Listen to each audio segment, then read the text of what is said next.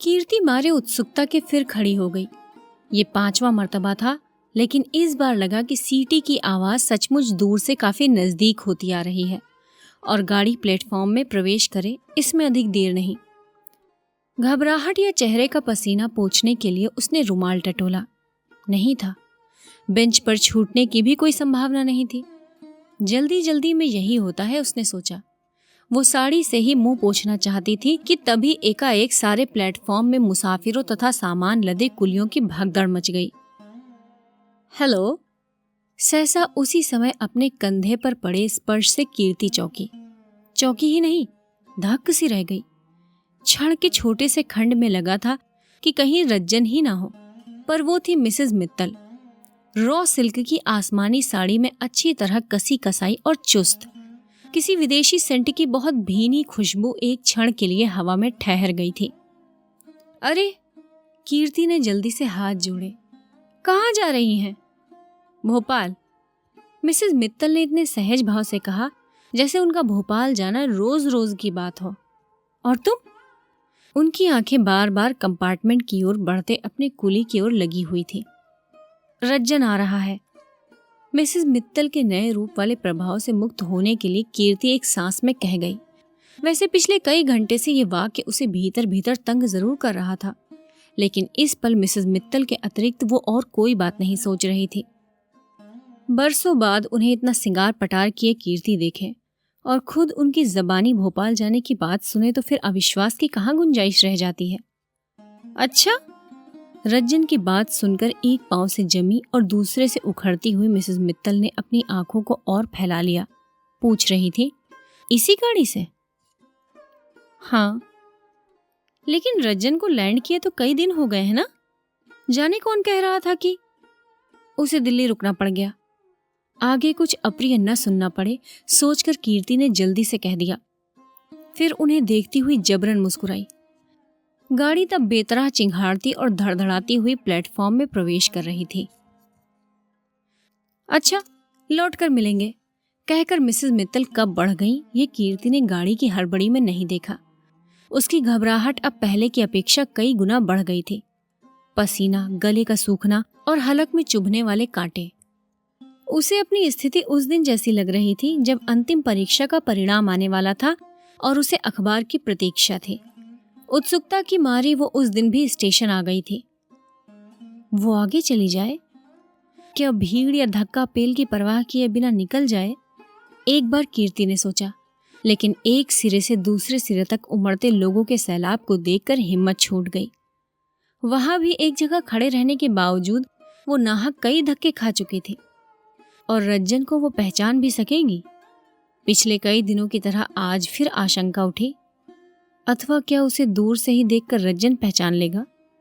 7 साल का अरसा कम नहीं होता। इतने में कल तक की बच्ची जवान हो जाती है। जवान के पांव ढलवान तक पहुंच जाते हैं और बूढ़े।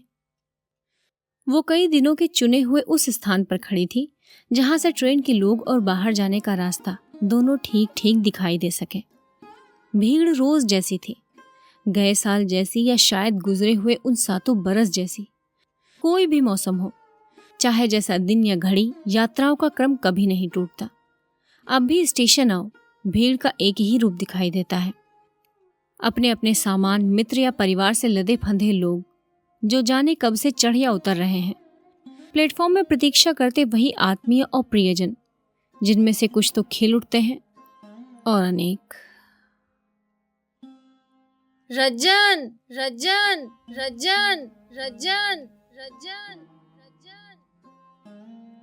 फर्स्ट क्लास के एक कंपार्टमेंट से किसी स्वस्थ से युवक को उतरते देखकर कीर्ति के मुंह से न केवल ये आवाज निकली, बल्कि वो झपटती हुई उधर भी बढ़ गई थी। पर झेप कर दूसरी ओर देखना पड़ा। और भला कुली के पीछे पीछे कौन जा रहा है?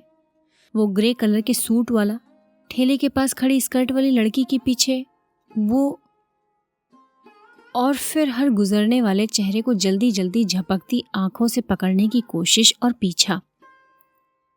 क्या आज फिर अकेले लौटना होगा? अंत में गेट के पास खड़े आखिरी समूह को देखते हुए कीर्ति ने सोचा। फिर पापा की उन्हीं आंखों का सामना जिनसे कीर्ति को दहशत होती है।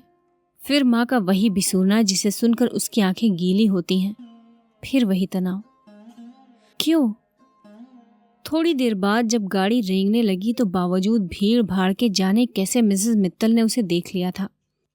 खिड़की के बाहर सिर निकालकर वो हाथ के इशारे से पूछ रही थी, क्यों, रज्जन नहीं आया? कीर्ति कई पल निरुत्तर सी खड़ी मिसेस मित्तल को देखती रही। फिर जब कुछ नहीं सूझा तो हवा में हिलते सैकड़ों रुमालों के बीच एक हाथ अपना भी उठाकर वो यूं हिलाने लगी जैसे मिसेस मित्तल को ही छोड़ने आई हो। Good luck, good luck. और कीर्ति ही नहीं, पिछले कई दिनों से सारा घर इसी तनाव में लटका हुआ जी रहा है। 13 दिनों पहले मंगलवार को रज्जन ने बंबई में लैंड किया था और उस दिन यहाँ घर भर की बेचैनी सीमा पर पहुंच चुकी थी। बेटी, कितने बजे हैं? पापा ने उस दिन कीर्ति के कमरे में तीसरी बार आकर पूछा था। 4। बस 2 घंटे और हैं। पापा ने अपनी ज्योतिहीन आंखों से एक ओर ताकते हुए कहा था। 6 बजे रज्जन का जहाज किनारे आ लगेगा। तो कौन तुमसे वो तुरंत आ मिलेगा? यही बात जब उन्होंने फिर आधा घंटे बाद और 7वीं बार दोहराई तो माँ एकाएक झल्ला पड़ी थी, क्योंकि पापा की बेचैनी उनसे सही नहीं जा रही थी। अपने नगर से 700 मील दूर रज्जन बंबई में उतर रहा था। चाहने पर भी उसके लिए इस भौगोलिक दूरी को लांघकर फौरन आ मिलना संभव नहीं था। लेकिन घर में ऐसी व्याकुलता समाई हुई थी मानो 6 बजे की ट्रेन से वो सीधे यहीं पहुंच रहा हो। यूं रोज सुबह सबसे पहले पापा ही उठते थे, लेकिन उस दिन उन्होंने अपने साथ साथ सभी को जल्दी जगा दिया था। पहले माँ, कीर्ति, फिर शोभा और यहाँ तक कि छड़ी टेकते टेकते जाकर आउट हाउस में रहने वाले श्यामलाल को भी उन्होंने सोने नहीं दिया था। आज रज्जन पहुंच रहा है। इस वाक्य से वो दिन शुरू हुआ था और सारा दिन घिसे हुए रिकॉर्ड की तरह घर के कोने कोने में वो वाक्य बजता रहा था। फिर इस रिकॉर्ड से छूटने के बाद पति पत्नी के बीच रज्जन की पुरानी स्मृतियां दोहराई गई थी। उसकी कुछ आदतों, विशेषताओं और गुणों आदि के चर्चे हुए थे और रात कीर्ति को बड़ी देर तक पापा के जागने की आहट मिलती रही थी। 7 वर्ष पहले जब रज्जन इंजीनियरिंग के एक डिप्लोमा के लिए इंग्लैंड जाने लगा था तो किसी ने कल्पना भी नहीं की थी कि वो इतने अरसों के लिए वहां रह जाएगा। केवल 2-2.5 वर्ष में लौटने की बात थी। तब ब्याह हुए सिर्फ 6 महीने गुजरे थे। रत्ना को उसने इसलिए साथ कर लिया था कि विदेश के अकेलेपन से डर लगता था। फिर अध्ययन के दौरान इधर या उधर का कोई तनाव न रहे और पति पत्नी दोनों मिलकर वो समय काटाएं, एक उद्देश्य शायद ये भी था। लेकिन 2.5 के बदले 3 वर्ष हो गए और रज्जन लोग नहीं लौटे। एक पत्र आया कि उसे कोई टेम्परेरी जॉब मिल गया है। सोचा क्यों ना कर ले, कुछ नहीं तो यात्रा का खर्च ही निकल आएगा और अगर संभव हुआ तो थोड़े बहुत पैसे भी बच जाएंगे। फिर ये सूचना आई कि रत्ना को भी वहां रेडियो में नौकरी मिल गई है और दोनों मिलकर काफी कमा लेते हैं। रज्जन के शुरू के पत्रों से अवश्य लगता था कि उसे कहीं ना कहीं वापस लौटने की उत्सुकता है, पर बाद में वो इस टर्म में सोचने लगा था कि भारत में अगर वैसी अच्छी नौकरी न मिली तो। और इस बीच कई बड़ी बड़ी और अप्रत्याशित घटनाएं हो गई थी। शोभा के बाद वाला भाई जाता रहा था। कीर्ति से बड़ी बहन नलिनी ब्याह होकर बनारस चली गई थी। पापा सरकारी नौकरी से रिटायर होकर घर बैठ गए थे और इसमें सबसे बड़ा हादसा ये हुआ था कि पापा की आंखें अकस्मात जाती रहीं। मुझसे बड़ा अभागा और कौन होगा, इस खबर के मिलते ही रज्जन ने बेहद दुखी स्वर में लिखा था कि इतनी बड़ी बात हो जाए और मैं आपके पास ना हूं। सचमुच मैं नराधम हूं या ये मेरे पूर्व जन्मों के पापों का फल है कि इतना सब होने के बाद भी मैं आपसे हजारों मील दूर पड़ा हूं। लेकिन पापा, आप चिंता मत करें। मैं आजकल यहाँ के आई स्पेशलिस्ट से कंसल्ट कर रहा हूँ और मुझे विश्वास है कि जिस दिन आपको यहाँ ले आऊंगा सब ठीक हो जाएगा।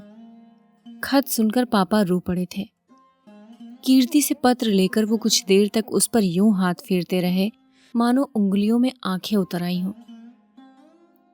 फिर भर्राए कंठ से उन्होंने इतना ही कहा था, कीर्ति की मां, ईश्वर की सौगंध, अब मुझे आंखों का अफसोस नहीं रहा। और उस दिन कई महीनों के बाद समूचे घर के लोग पापा के कमरे में इकट्ठे हुए थे। उन्हें घेर कर कीर्ति, शोभा और माँ सभी बैठ गई थी और पापा ने अपनी आदत के अनुसार नौकरी के दिनों वाले बरसों पुराने किस्से सुनाए थे। वे किस्से जिनको इससे पहले भी कई बार उन्होंने सारे घर को सुनाया था। गेट के बाहर ही कीर्ति ठिठक गई। 3-4 दिनों से यही हो रहा था। स्टेशन से लौटने में पैदल तय करने वाला रास्ता चाहे जल्दी से कट जाए, घर आते आते अक्सर कदम धीमे पड़ जाते थे। गेट में से गुजरते वक्त लगता जैसे किसी ने पाँव में पत्थर बांध दिए हों। और बात बिल्कुल नई न थी, लेकिन आज से पहले कीर्ति ने अपने को इतना अवश्य कभी नहीं महसूस किया था। उसे लगा कि और दिन भले ही भ्रम होता रहा हो, आज की स्थिति दूसरी है। आधारहीन ही सही, जाने कि वो बहुत जोर से महसूस कर रही थी कि रज्जन जरूर आ गया है और भीतर प्रवेश करके ही वो देखेगी कि वो पापा के पास बैठा हुआ है। बहुत मुमकिन है कि स्टेशन की भीड़ भाड़ में वो मिस कर गई हो या उसने पहचाना ही ना हो और रज्जन निकल आया हो। मटियाले अंधेरे से घिरी हुई शाम हवा में हल्की हल्की सी खुनकी थी। छिटपुट या इक्का दुक्का घरों की बत्तियां मोहल्ले के सभी अंधेरे और निर्जन कोनों को घूर रही थी। ऐसे में बेहद मध्यम रोशनी में डूबा हुआ अपना मकान एक क्षण के लिए कीर्ति को भुतहा और रहस्यमय सा लगा। ये सारे घर में अंधेरा क्यों कर रखा है? वो मन ही मन झल्लाई। इतने दिनों बाद रज्जन आए और फिर भी उजाला न हो तो कब होगा? और आज श्यामलाल बेवक्त कैसे? वो चौंकी। साइकिल लेकर दूसरे गेट से वो कहाँ जल्दी जल्दी निकल गया। कीर्ति का जी अचानक जोर जोर से धड़कने लगा। लंबे लंबे डग से धड़धड़ाती हुई वो अहाते का भीतर वाला मैदान, छोटा बगीचा और दालान पार करती हुई भीतर चली गई। पर कहीं कोई न था, न कोई होलडाल सूटकेस, न किसी विदेशी स्लिपों वाली अटैची। वहीं रोज का मध्यम रोशनी वाला बड़ा मकान, जिसमें 3-4 लोग ऐसे खो जाते थे कि पता ही नहीं लगता था। कीर्ति। लंबा और सकरा गलियारा पार कर वो दूसरे छोर वाले कमरे की ओर जाना चाहती थी कि चौंक गई। अंधेरे गलियारे में माँ प्रेत की तरह खड़ी थी। कौन? उसी समय सहसा पापा के कमरे से अधीर सी आवाज आई। क्या कीर्ति आ गई? कीर्ति? हाँ, कीर्ति आ गई। 2 क्षणों की चुप्पी के बाद भी माँ ने घसीटते हुए शब्दों में जवाब दिया। इस बीच केवल एक बार उन्होंने कीर्ति की ओर देखा, फिर हट गई और बस किसी ने ना कुछ कहा ना कुछ सुना। जैसे ना अब तक कीर्ति की प्रतीक्षा थी और ना उसके साथ बंधी हुई कोई आशा। पिछले 12 दिनों से इस समय सारा घर कंठों में प्राण लिए बैठा रहता था।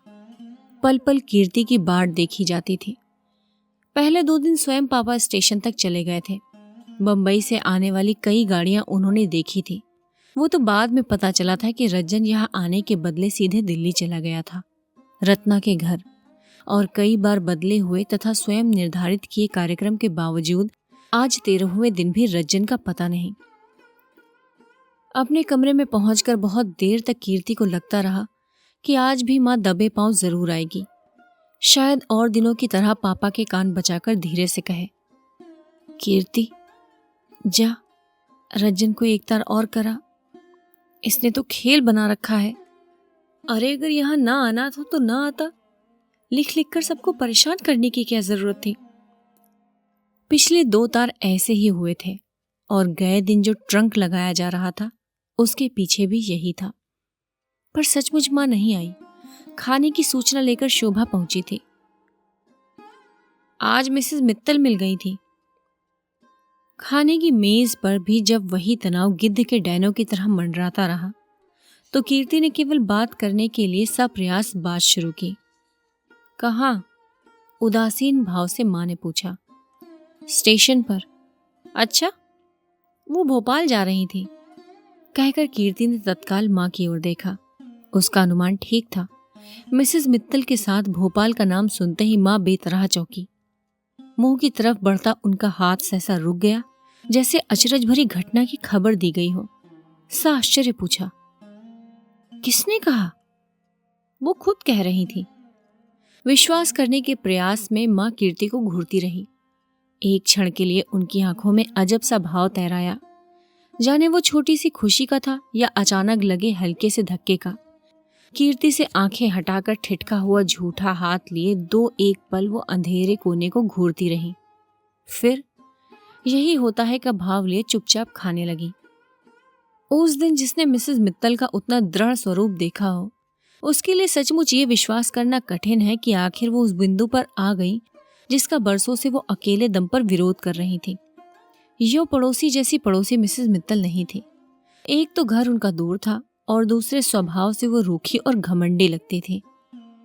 शायद इसलिए आने के बाद भी काफी अरसे तक सभी से अपरिचय बना रहा। लेकिन जब कीर्ति से परिचय हुआ तो सारी दूरी जाती रही।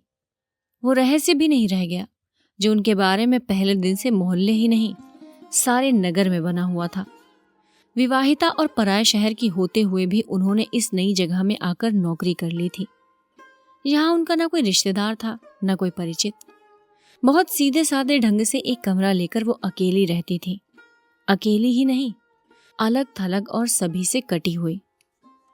शायद इसलिए लोगों में कानाफूसियां थी, क्या कोई भी जवान औरत किसी नए शहर में अकेली जान रह सकती है? मिसेस मित्तल अगर सचमुच विवाहिता या सुहागन है तो कभी उनका पति उनके पास क्यों नहीं आता? अथवा पिछले 3 वर्षों में एक बार भी अपनी पति के पास भोपाल क्यों नहीं गई? और समझ में नहीं आता कि लोगों को दूसरों की जिंदगी में इतनी दिलचस्पी क्यों होनी चाहिए।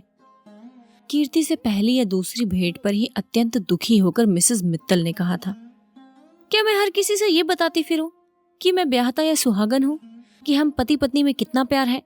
महेश ने अचानक कैसे मेरे साथ धोखा करना शुरू कर दिया और कैसे अलग होकर मैं इसी बात पर अब तक उससे लड़ रही हूं।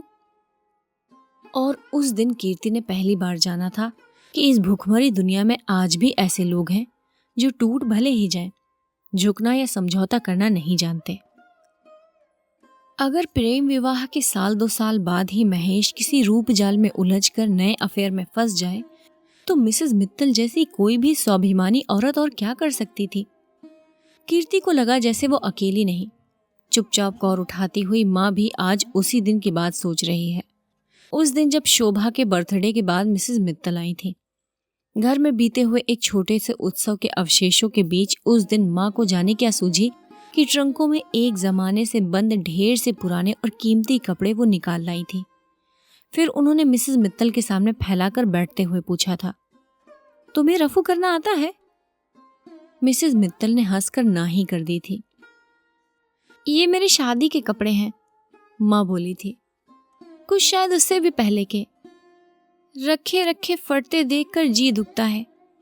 तो जानती हूँ क्या करती हूँ? रफू कर करके फिर सहेज देती हूँ। मेरी तो अब पहनने की उम्र नहीं रही। कीर्ति नलिनी से पहनने को कहती हूँ तो ये लोग हंसती हैं।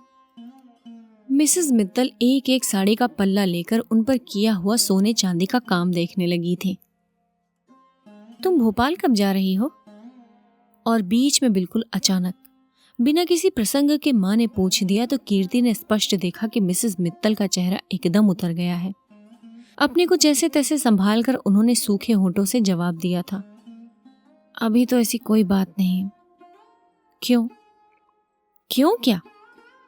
माँ बोली थी, दुनिया में ये सब तो चलता ही रहता है। तुम अकेली कब तक लड़ोगी? किसी चीज से अगर सचमुच प्यार हो या वो कीमती हो तो टूट फूट जाने पर भी उसका मोह नहीं जाता।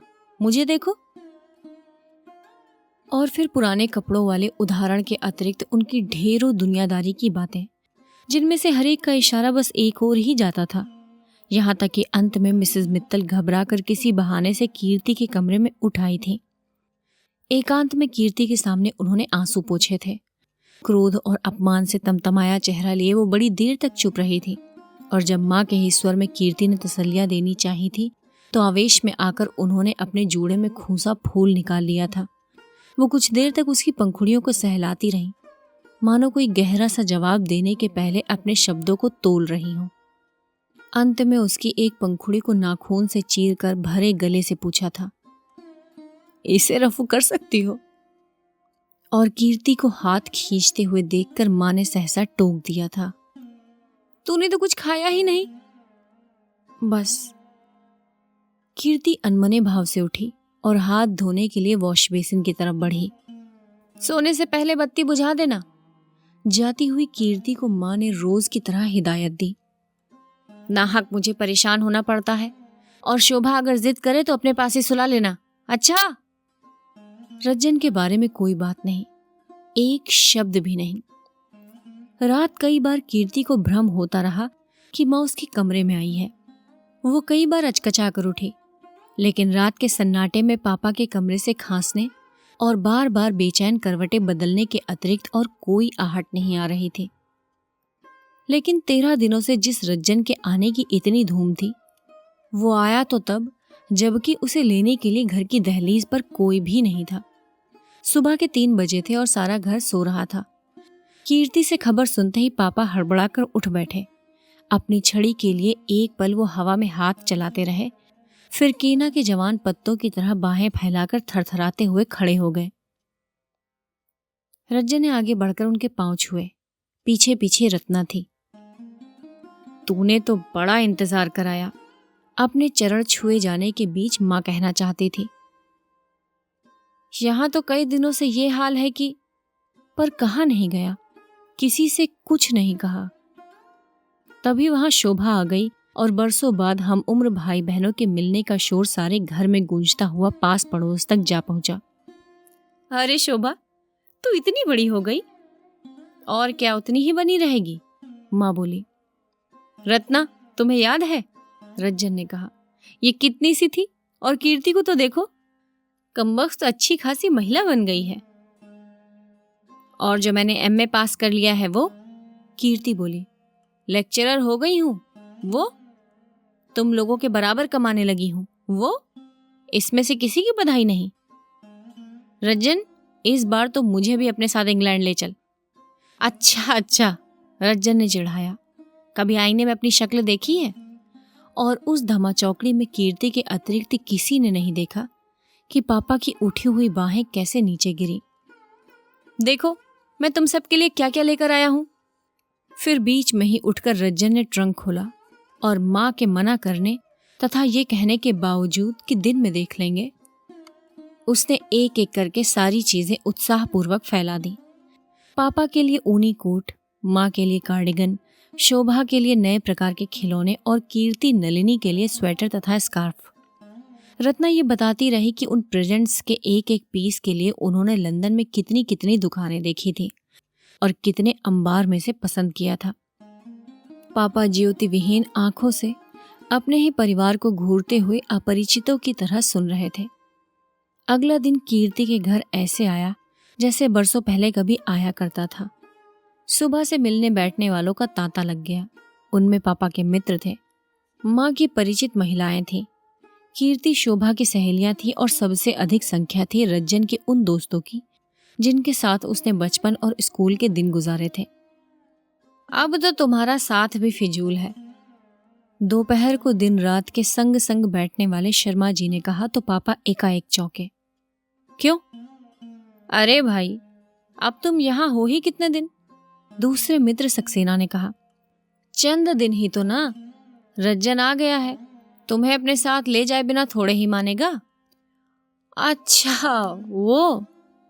पापा सांस छोड़कर धीरे से राहत भरी हंसी हंसने लगे। देखो क्या होता है, पीछे तो वो बहुत दिनों से पड़ा है, मैं ही अब तक चुप बैठा रहा। कभी सोचता हूँ कि रज्जन की बात मान लूं, कभी हिम्मत नहीं होती। इसी चक्कर में मैंने यहाँ किसी डॉक्टर को भी नहीं दिखाया। सच पूछिए तो शर्मा जी, अपना देश छोड़ने के नाम पर ही जी कचोटता है। तो कौन आपको हमेशा के लिए जाना है? शर्मा जी बोले। आंखें वापस मिल जाए चले आना। पापा कुछ सोचने लगे, मानो उसी समय निर्णय कर रहे हों कि उन्हें रज्जन के साथ जाना है अथवा नहीं। निश्चय ही शर्मा जी, सक्सेना या सभी लोगों को लग रहा था कि रज्जन के आने का अर्थ ही उनका जाना है।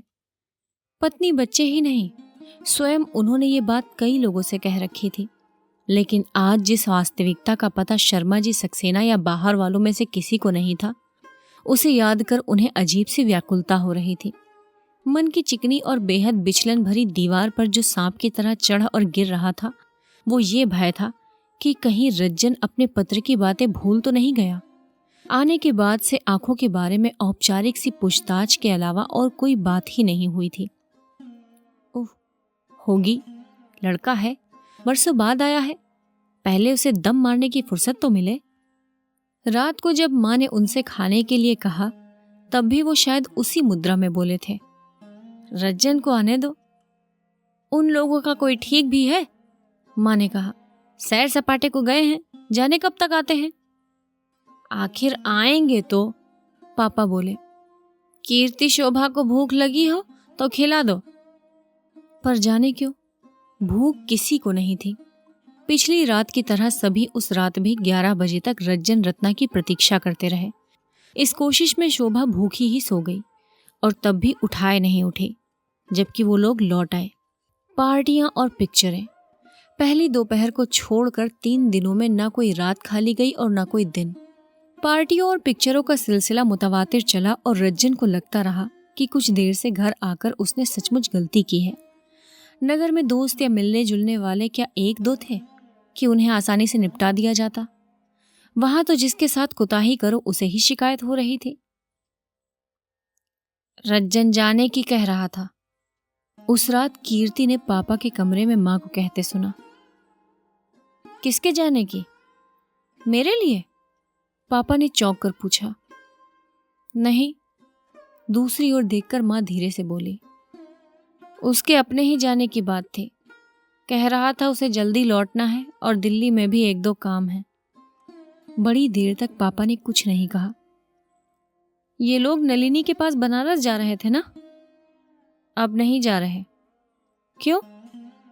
वक्त नहीं है, माँ बोली। मामा के पास जयपुर जाने वाला प्रोग्राम भी सुना रद्द कर दिया है। रत्ना कह रही थी कि उनके प्रेजेंट्स भिजवा दें। देखते हो, इतने वर्षों बाद आया और बहन से बिना मिले चला जाना चाहता है। सोचो नलिनी क्या कहेगी। कुछ देर पापा और चुप रहे। रज्जन और कुछ कह रहा था। कब? कहकर मां ने पापा की ओर देखा, लेकिन दूसरे ही क्षण संभल भी गई। अपने ही प्रश्न को समेटती हुई बोली, अरे उसे मेरे पास बैठने या बोलने की फुर्सत ही कहाँ है। कल ये जरूर पूछ रहा था कि पापा को कोट पसंद आया। और तब चारपाई बजने की आवाज से कीर्ति ने अनुमान लगाया कि पापा ने फिर वही बेचैन करवट बदली है। स्टेशन से बाहर आकर कीर्ति ने मुक्ति की सांस ली। उसे लग रहा था जैसे एक लंबे समय के बाद किसी भयंकर तनाव से छुटकारा मिला हो। अजीब बात है कि रज्जन और रत्ना को गाड़ी में बैठते देख उसे जरा भी कचोट महसूस नहीं हुई थी। उसे कुछ वैसे ही हल्केपन का एहसास हो रहा था जैसे किसी छोटी हैसियत के आदमी को बड़े मेहमानों की विदा करने पर होता है। चलने से पहले रज्जन और रत्ना दोनों ने अलगाव और बिछोह के औपचारिक शब्द कहे थे, लेकिन कीर्ति से कुछ भी नहीं बना था। उसने लाख चाहा कि रज्जन की बात रख ले। कई बार रत्ना के सामने उसने भूमिका भी बांधी, लेकिन लगा था जैसे भीतर कहीं से विद्रोह हो रहा है और वो उसके सामने घुटने टेक कर अवश हो गई है। कीर्ति, तुम मेरी एक बात मानोगी? प्लेटफॉर्म पर रज्जन ने किसी बहाने उसे रत्ना से अलग ले जाकर कहा था। क्या? सच बात तो यह है कि ये मैं तुझी से कह सकता हूं, इसलिए कि तू बहन भी है और समझदार भी। ये मदर फादर को क्या हो गया है? हम लोग इतने बरसों बाद आए, लेकिन लगा जैसे किसी को खुशी ही नहीं हुई। सारा वक्त पापा उखड़ी उखड़ी बातें करते रहे और माँ का मुंह सूजा रहा। मैं तो खैर घर का हूं, शिकायत करके भी कहाँ जाऊंगा। रत्ना के दिल को इससे बड़ा धक्का लगा है। कह रही थी कि इतनी भावना से लाए हुए प्रेजेंट्स किसी ने अप्रिशिएट तक नहीं किए। पापा ने तो कोट को छूकर भी नहीं देखा। तू अगर उसे बातों ही बातों में ये विश्वास दिला दे कि उन प्रेजेंट्स से घर भर के लोगों को कितनी खुशी हुई है तो। उसे क्या हो गया था? कीर्ति ने सोचा, रज्जन का इतना सा आग्रह रखते उससे क्यों नहीं बना? झूठी सही, क्या वो रत्ना से नहीं कह सकती थी कि। और भला तुमसे क्या कह गई थी? अचानक उसके कंधे पर हाथ रखकर रमा सेन पूछ रही थी। कीर्ति सहम गई। खीज सी हुई कि जो रमा सेन स्टेशन से उसके साथ साथ टैक्सी में चली आ रही थी, उसकी उपस्थिति वो इतने देर से कैसे भुला बैठी थी। और कौन क्या कह गई थी? कौन? हाँ, मिसेस मित्तल। स्टेशन पर मिलने के बाद से वे उन्हीं लोगों के बारे में बातें कर रही थी, चाहे अनचाहे जगह बेजगह मिसेस मित्तल का ही प्रसंग। मुझसे तो कहा था कि 2-4 दिन में आ जाएंगी। उन्होंने सभी से यही कहा था, रमा सेन बोली। मुझसे भी, लेकिन मैं तब भी जानती थी कि वो लौट कर नहीं आएंगी और इसी तरह एक दिन उनका इस्तीफा आ जाएगा। असल में कीर्ति, जहां तक मैं जानती हूँ, अपने किसी प्रियजन से प्रेम करना जितना आसान है, चोट लगने के बाद भी उससे घृणा करके रह सकना उतना ही मुश्किल। जिस दिन मैंने मिसेस मित्तल जैसी पढ़ी लिखी महिला को चूड़ियों वाले एक छोटे से अपशकुन से घबराते देखा था, उसी दिन मैं समझ गई थी कि उनके सारे बंध टूट गए हैं। घर के लिए और कितना रास्ता बाकी है? ऊबी हुई कीर्ति ने खिड़की से बाहर सिर निकाल कर देखा।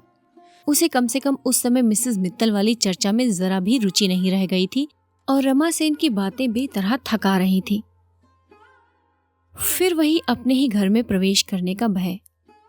गेट में से गुजरते हुए आज कीर्ति के पांव ठिठके नहीं, लेकिन कहीं अचेतन मन में बैठे हुए भय ने अपना सिर फिर से उठा लिया था। वो मटियाले अंधेरे से घिरी हुई शाम, छिटपुट या इक्का दुक्का घरों की बत्तियां, मोहल्ले के सूने तथा निर्जन कोने और बेहद मध्यम रोशनी में डूबा हुआ मकान। बरामदे में चोरों की तरह प्रवेश करते हुए कीर्ति को याद आया कि आज घर में शोभा भी नहीं है। रज्जन और रत्ना से मिलने आई मौसी के साथ वो चली गई थी। घर और उजाड़ हो गया। वो जानती थी कि घर की क्या तस्वीर हो गई। जो पापा रज्जन को छोड़ने के लिए दहलीज तक भी नहीं आए थे, उनसे चारपाई छोड़ उठने की उम्मीद करना फिजूल की बात थी।